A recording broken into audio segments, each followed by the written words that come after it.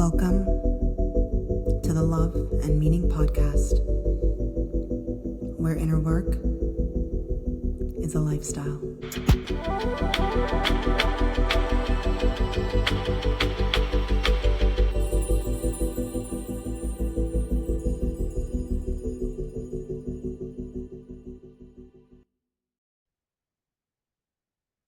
This is a meaning episode. I'm going to tell you a personal story, and this personal story is a representation of how I extract meaning from every aspect of my lived experience. The process of inner work as a lifestyle is really an extraction process. It's a reflection. Doing the dance of embodiment that I'm going to talk about is so that we can extract the meaning from everything, because it all matters if we allow it to. The good, the bad, the ugly, and everything else in between. It matters. It's here to teach us, and it's here to expand us. So if we choose to look at our life like one giant playground experiment lesson, there's so much to extract. So this is a meaning episode. Let's jump into it.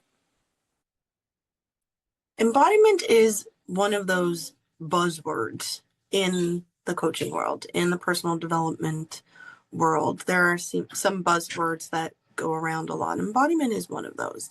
And in general, we mean the same thing as its root. Actually, I'm going to read to you the definition of embodiment. And it is a tangible or visible form of an idea, quality, or feeling.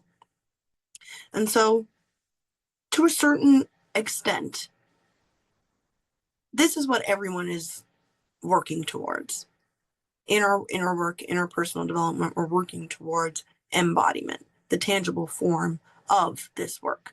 And that is in changing our lives. But we don't all discuss it in the same context, meaning like we don't teach how that embodiment occurs in the same ways. And I have a particular way that I think embodiment occurs, what embodiment means to me. And to me, it's a dance. And it's a dance on different levels of consciousness. And that dance is part of our daily work. And this is why I refer to inner work as a lifestyle. I'm Chrystelle Robinson-Tiedemann. I'm the host of the Love and Meaning Podcast, and welcome back to this episode. So when I talk about it as being a dance, why I find that this is unique is that I hear a lot of times people saying like, I'm embodied in this and I'm embodied in that. And they seem really sure when they say it. But inevitably, you will then later on hear that same person talking about, oh, I thought I had already figured that out. I thought I'd already dealt with that, nailed that. I thought that was something that I'd already done. Like they thought they were embodied in that thing, and then it came around again. The trigger came back around to rear its ugly head. And this is why I don't think there's an end point to embodiment. So our use of it in terms of claiming to be fully embodied in anything, it doesn't quite resonate with me, because I do think this is an ongoing practice. The thing that we are trying to embody, I believe, is self, is our own authenticity, is me. I, Chrystelle, am trying to embody the truest version of Chrystelle. And I am pretty sure that's not something that's going to even happen in my lifetime. But I know I'm closer and closer and closer and closer to it, and more embodied in my self energy every day. It's something that I work towards. And I know past versions of me, past identities of me have not been as embodied in self as I am now. So this is an ongoing process, but there's far more embodiment to occur. So this is why I think that it's a dance, and it's a dance on these three different levels. And those three levels are: one, detaching. So stepping out of the human. I believe we are spiritual beings having a physical experience, and therefore to be spiritual beings, we have to connect with spirit.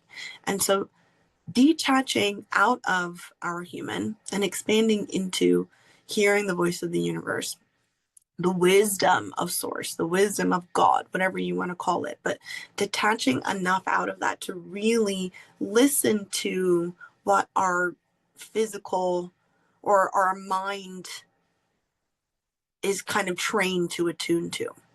So it's really expanding into that part of us that has like a gut feeling, that just as, you know, claircognizance, clairvoyance, all the clairs, just like knowings. Mine tends to be claircognizance, but is that clear?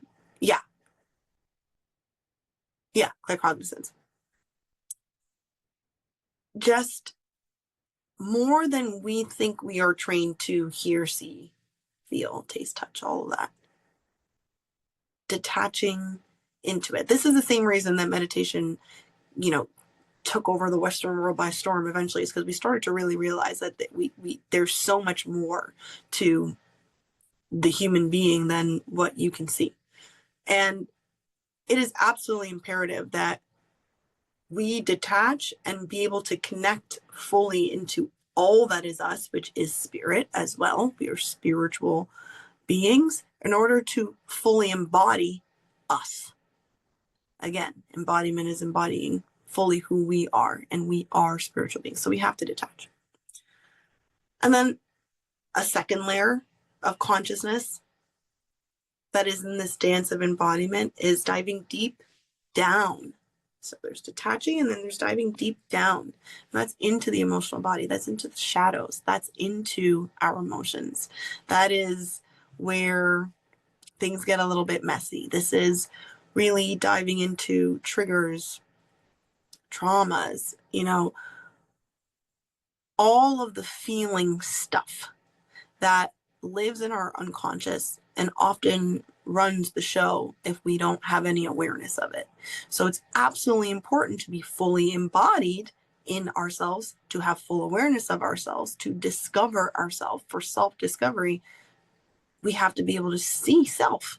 And so we have to dive down and feel into the emotions and all the different parts of us so that we can differentiate between what is core self and then what are the things that we have developed along the way in order to protect ourselves, and, you know, to avoid being hurt.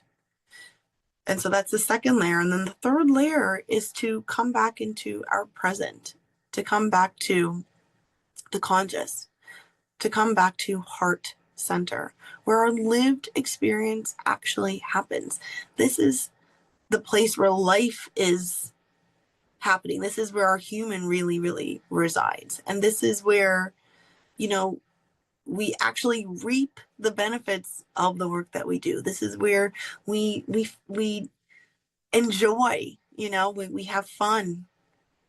This is the delicious eating of a meal and savoring every bite and having a wonderful conversations with people. Like, this is there, that's the plane of being present. And none of it really matters if we don't bring that all back to our present existence and incorporate everything that we learn from all these other layers of embodiment and put it into practice so that it can actually change our life. So we have to kind of be moving through all of these layers. And I had a day yesterday that took me through all of them, and it kind of blew my mind, like the full gamut that I went on. So I want to share the story with you, which is such a perfect representation. Like, I'm like, wow, yesterday was a perfect representation of exactly what I'm talking about this dance of embodiment. And so I want to share the story of yesterday with you to kind of drive this all home and see how this is how it all works. Like, this is the work in action. So my day started out amazing. I've been doing this practice in the mornings, actually a practice that I'm going to share with you in my upcoming offer, which is a 15-day Rise and Shine challenge. And in this challenge, we are revamping the morning routine. We are throwing out the old super structured,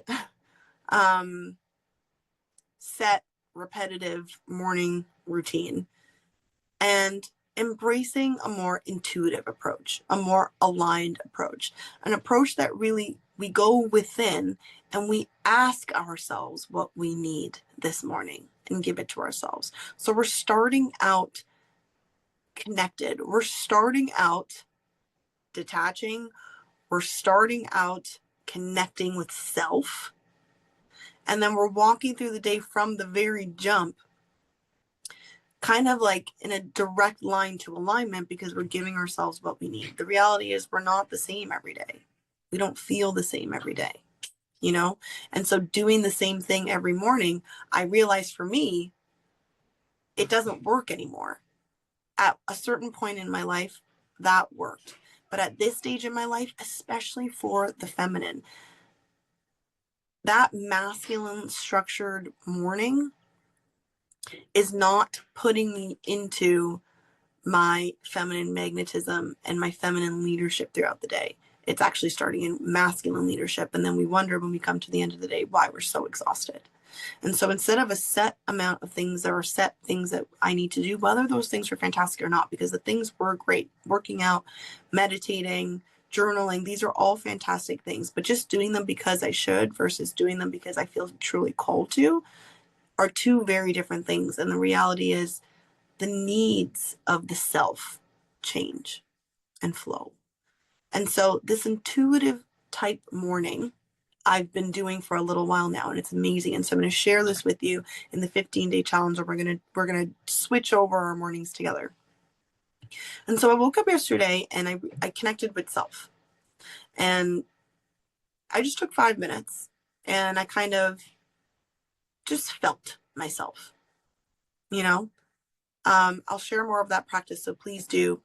The details are coming soon with the 15-day challenge, so I'll share more of those details. But I connected with self, and then I had a little conversation with my inner child, and I asked her what she wanted to do in the morning, and I followed through with her request.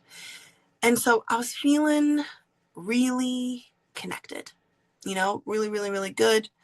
I need to now go and walk the dog, and so I took the dog outside for the walk. And let me tell you something about my dog. She's lazy. She's lazy. She's lazy. She's lazy. She's very lazy. I have the cutest, scrawniest little cutie patootie pie, muscular little body, lazy little girl. Okay. And so when we went out for this walk yesterday, I noticed that she's walking me. She's on a mission. She's just making her little way down the street. And usually I'm like, okay, Zaylee, come on, Zaylee, let's go, Zaylee. Zaylee, we're going for a walk. Come on, let's go. That's usually how our walks go. She was on a mission. And I just felt through clear cognizance, I just kind of had this all of a sudden knowing that spirit was communicating with me through my little familiar. And the message that I received is to lead myself. She's on a mission. I'm on a mission. You're on a mission. You have a mission to follow through with, lead yourself, and allow yourself to be led by the breadcrumbs. And all these downloads started coming in for this 15-day challenge that I have coming up for you guys. And so it's going to start with a live session and end with a live session. And I want to structure how this is going to go. I want to structure what I'm going to share with you guys, what is helpful support information in order to go forward and really thrive in these 15 days. And so it's all coming to me. I'm like, oh, that's so good. That's so good. And so I'm like, okay, I can't wait to come home tonight and really sit and hammer this all out. Like, I'm so excited. I feel it all. And so I just take a little quick note in my notes part of my app while I'm walking the dog, and you know, we're off to the races. So I'm feeling high, on a high, and I'm feeling like amazing and so aligned and so energized and so activated. And I go forth into my day, and I have a full day of work. I have to see my clients at work, and I do my full day. And all throughout the day, like I'm at work, I'm busy. So I don't really have time to sit and very thoughtfully put together all of these things that are coming through, these ideas that are coming through. I'm going to do that later in the evening. So I'm just jotting something down here, jotting something down there. And I'm like, I'll put it all together later on in the evening. And so after work is done, I have an acupuncture appointment. So I go to my acupuncture appointment, and on the table, I fall asleep. Such a relaxed state. It's so great. And as soon as I get there and I'm on the table, it just hits me. Like, I'm so aware I am exhausted, and I literally fall asleep. I wake up at the end of acupuncture. I go to head home, and I realize I'm done. I'm done. My energy is gone. The battery has run out. I haven't even made it home yet. The battery is done. And as a human design projector, this is not wholly a unique experience for me. That happens. It's actually a constant joke of my husband. He'll just look at me and he's like, oh, the battery died. And I would have been like jumping up and down 10 minutes ago. It's how I work. It's like I'm on and then I'm off. It happens. I'm sure ADHD has something to do, playing its own little role in there. But the battery died. And remember the plan I had? I'm going home and I'm going to put all this together. I'm so excited and I'm so charged up. And now I'm excited, but not in my body.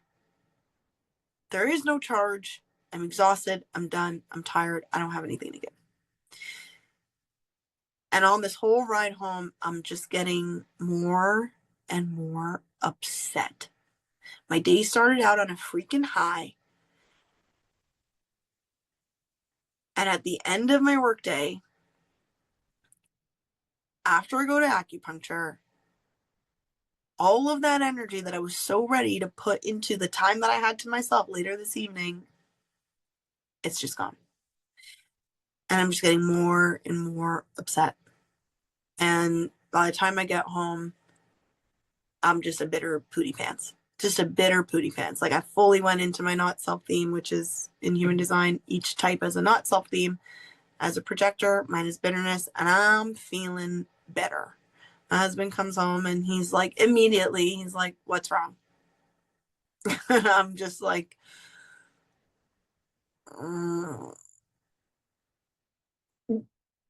just total pooty pants. Like, I'm not saying anything. I'm just like, and I excuse myself. And I go and I send a voice note to my coach. Like, I'm so upset. I've done it. Like, I feel like tears. I want to cry. Maybe I should just let myself cry. But like, I had all these plans for today, and then I have no more energy, and like, I'm so upset. I hate how this happens. I send the voice note, and just after I send her the voice note, I reflect on myself and what I heard in myself sharing. And I heard so much lack thinking. I heard that if you don't do this tonight, everything's ruined, because it's all riding on the fact that you've got this idea right now, and if you let it go, it's never coming back. Or that you need to put more and more and more time in because it wouldn't be good enough otherwise, because you're not good enough. I heard all of the lack in there. I heard the complete denial of my state. And I proved to myself over and over and over again. If you remember on last season, if you listened to the podcast last season, we actually did a rest challenge. And one of the things I realized in the rest challenge is truly I am a projector. And when I have the rest that I need, I am amazingly productive. And it's not with long periods of time, it's short periods of time. But projectors, we really do our work in our rest. And then when we're going, that's our play, you know? I know that this is what I need. And I know that it just calls for surrender. And I know that I'm brilliant, and what I have to share with the world, what I have to offer is brilliant, and it will come through and I'll do it in the right energy in the right time. And so I heard all of that. And I also saw myself where my husband saying, "What's wrong?" And I just shut down. And instead of just sharing with him, I felt this like automatic need to be different, to not want to be sad or mad, a judgment of my own emotional state, not want to be my true, authentic experience in front of him. And I was like, no, no, we're not going to do that. And I'm not saying I'm feeling good now. I'm still feeling pooty pants. But this is the work that I've been doing with myself. This is moving from this holy masculine paradigm that I used to be in into my feminine. I don't need to be anything other than I am right now. And I can just tell him that. Like, what are you ashamed of? And so I go back into the kitchen, and my husband's looking at me like, what's going on? And I just tell him. I told him exactly. I told him all of it. I said, I'm feeling pooty and sad and upset because I was super excited to do all of this stuff and work on my idea, and I don't have any more energy. I'm tired and I'm done. And like every single time that I ever just surrender into whatever my vulnerability in front of this man, he steps up like every time. So it's completely me. It's on me. That's my own conditioning. That's my wound where my own childhood wound from my own childhood, where I got a really strong message growing up that emotions make you weak, where I just don't want to show weakness. And immediately, like, he just looked at me so lovingly, and he's like, okay, this is what we're going to do. It's fine. It's like, go take a shower. It's like, I want you to go take a nice long shower, do your body oil thing. He calls it my body oil thing. Do your body oil thing, put on your favorite robe, just step away for a minute. You're just going to step away, go take care of yourself, and then you're going to come out and just go lie down for a little bit on the bed. I'm going to make dinner. You don't have to worry about anything. Go, like, because I actually think at that point I went, I'm hungry. He's like, I'm going to make dinner. Go take a nice shower. No, and he's like, unplug. Don't listen to anything, nothing. No podcast, no nothing. Just, no audiobook, no anything. You just like go, zone out, take a nice shower, oil yourself up, put on your robe, lie in the bed, and just give yourself a break. If your energy changes, great. You're going to go do your thing. I'm taking care of dinner. Don't worry about it. I'll give it to you when it's ready. And if it doesn't change, okay. It's fine. It's okay. You're just going to give yourself the rest that you need, and you're going to come back to it. And I just completely surrendered into the rightness of his advice. Like, I just listened and did what he said.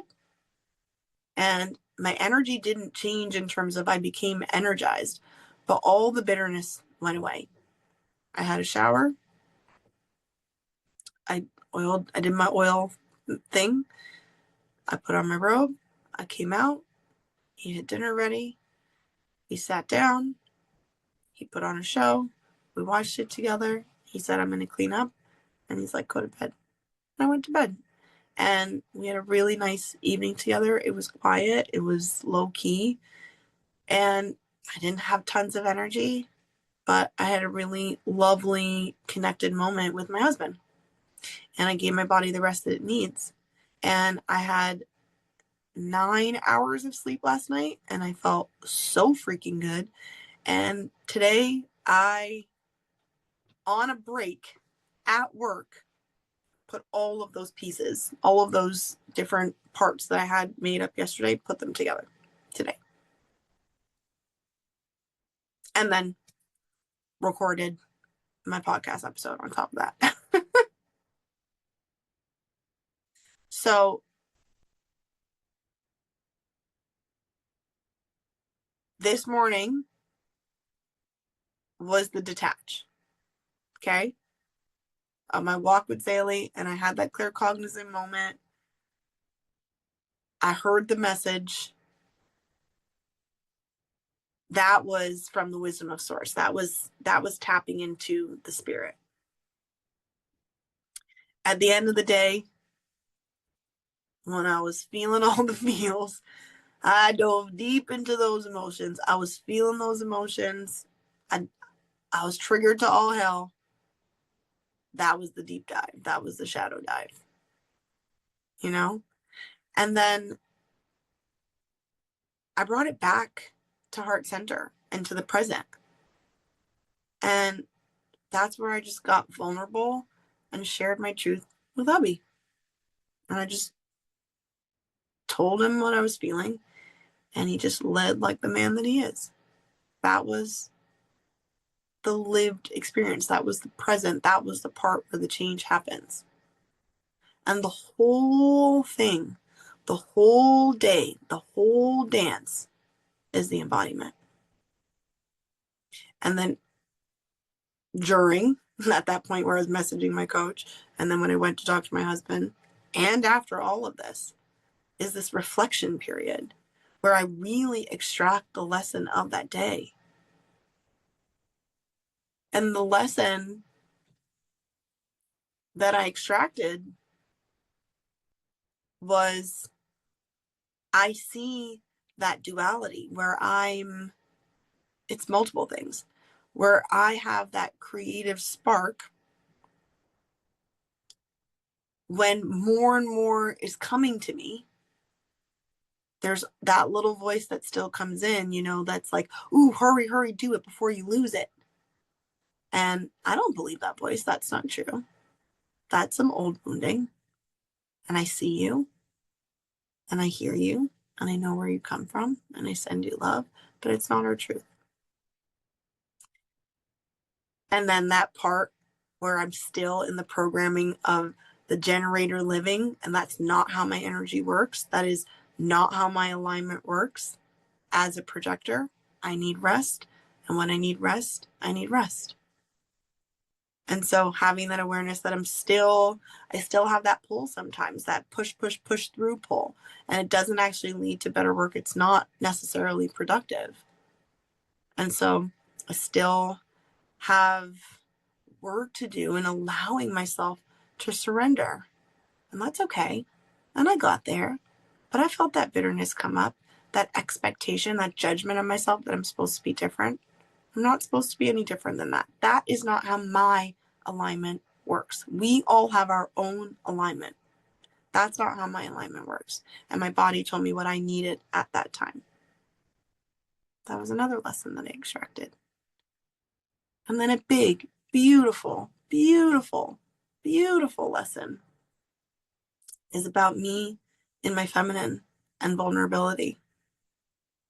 And that part of me that still feels, and that's from my own wounding, my own past, that feels like if I lean on this man, I need him. And if I need him, then I'm not capable of taking care of myself. When I chose this man for a reason.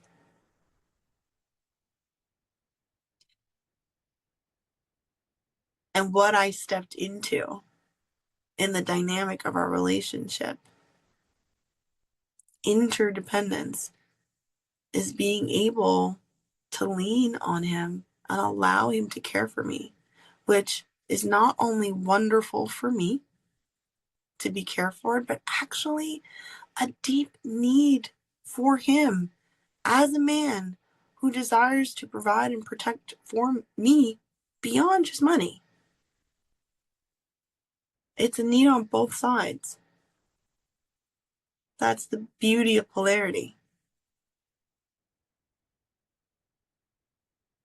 And I got to extract and see where in the past I might have been unconscious to even notice that I was doing that, where I was missing that opportunity to allow myself to be helped, allow myself to be cared for, and allow him the joy of caring for me. I mean, he loved it. He freaking loved it. And every single time we have these kind of moments where I really have nothing and I just go to him in all of my vulnerability, he loves being able to be there for me.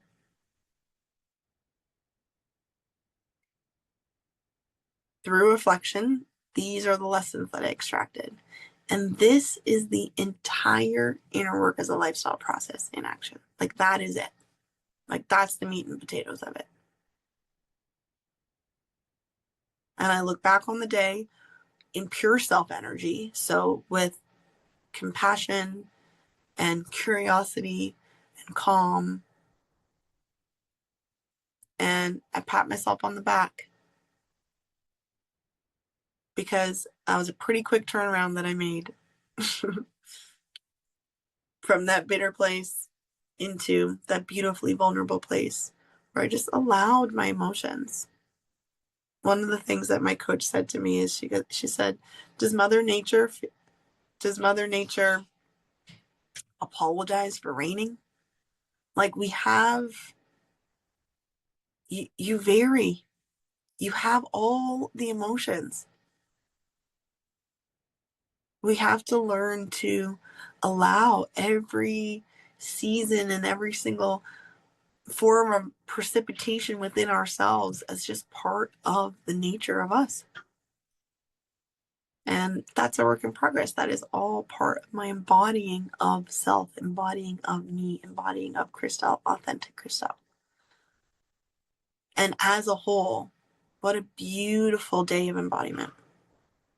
What a beautiful opportunity to extract lessons. What a beautiful stride forward in terms of really leaning and leading in my feminine and allowing for my man to lead in his masculine.